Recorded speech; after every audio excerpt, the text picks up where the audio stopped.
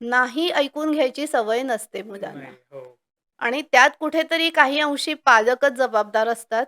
कारण लहानपणापासून जे मी भोगलं ते त्याला भोगायला लागू नये हां, हां. किंवा माझ्या जे कष्ट वाट्याला आले ते त्याच्या वाट्याला येऊ नये. हा विचार अजिबात चुकीचा नाहीये. एक पालक म्हणून हां, मीही तो विचार करणारच आहे. पण त्याच्यात आपण इतक्या थराला जातो, की त्या स्ट्रगलमधनं मी किती गोष्टी शिकले. हां. त्याच स्ट्रगलच्या काळात मला माणसांची पारख कळली. बरोबर. त्या स्ट्रगलच्या काळात मी अनेक गोष्टी आत्मसात केल्या, ज्या हं. आजच्या माझ्या बिझनेसमध्ये मला उपयोगी पडतायत. जेव्हा बरोबर. आपण मुलाला स्ट्रगलच करायला लावत नाही, तेव्हा ह्या सगळ्या अनुभवांपासून आपण त्याला वंचित ठेवतो.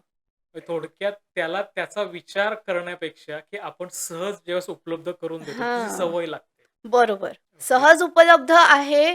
तोंडातनं शब्द आल्या क्षणी दुसऱ्या क्षणाला माझ्यासमोर प्रत्येक वस्तू येतेय. त्यामुळे वाट बघणं किंवा ह्याच्याऐवजी ते घेऊया, आज नको पुढच्या महिन्यात घेऊया.